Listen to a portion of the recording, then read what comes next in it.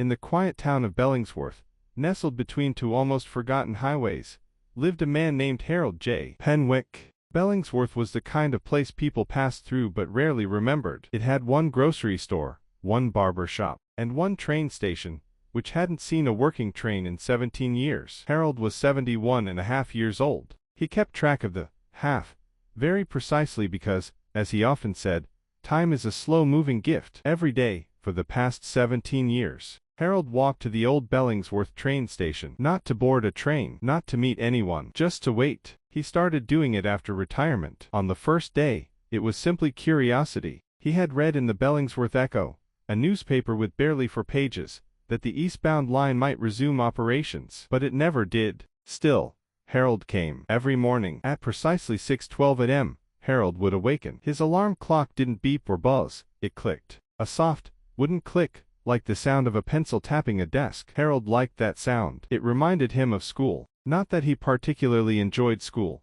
but the structure of it, the silence between bells, the order. He would swing his legs out of bed, left leg first, always left, then right. He believed that starting with the left leg helped with circulation. There was no science to it, but Harold believed it anyway. His slippers were exactly 6 inches apart, placed neatly the night before. He would slide into them, with a gentle sigh, and walk slowly to the bathroom. The bathroom door creaked, not loudly, but consistently. That creak had been there since 1972, and Harold liked it. He could fix it, but he didn't. In the bathroom, Harold would wash his face for exactly 1 minute and 16 seconds. He didn't time it. He just knew. He had perfected the rhythm. Cold water. 2 splashes for the forehead. 3 for each cheek. 1 for the chin. Pat dry with a towel that smelled faintly of old soap and older memories. Breakfast was equally structured. 1 slice of toasted wheat bread. Never white. White bread was for children. He spread butter thinly across the surface, edge to edge. Then, 1 cup of tea,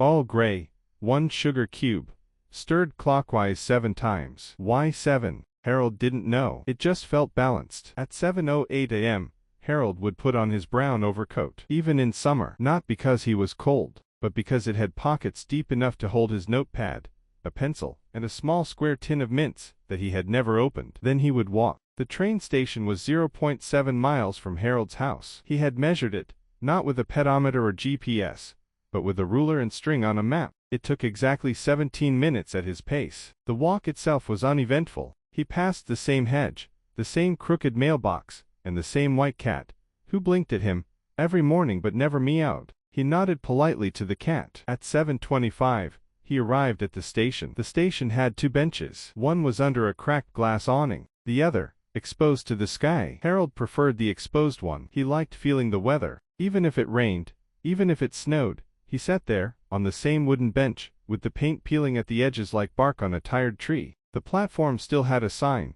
Train 741 eastbound to Carlton City. The sign had faded. Some letters were chipped, but Harold always looked at it like it still meant something. And then, he would wait. From 7:25 a.m. to 9 a.m., Harold sat still. Sometimes birds would land near him. Sometimes the wind would push his coat slightly. Sometimes teenagers would ride by on bikes and yell things he didn't quite catch. But mostly, there was silence. A comforting, repetitive silence. Harold never brought books. He didn't check his watch. He didn't scroll through a phone. He didn't own one. He simply watched the tracks, to silver lines that stretched forward like forgotten promises. Maybe today, he would whisper to himself. But he never sounded hopeful. Just consistent. The years passed slowly. Seasons changed. Leaves fell. Snow gathered. Spring returned. Children grew. The bakery down the street closed, then reopened under new owners. But Harold remained. One Tuesday, a man in a suit sat next to Harold. "Train's been closed for years," the man said. Harold nodded. "Yes,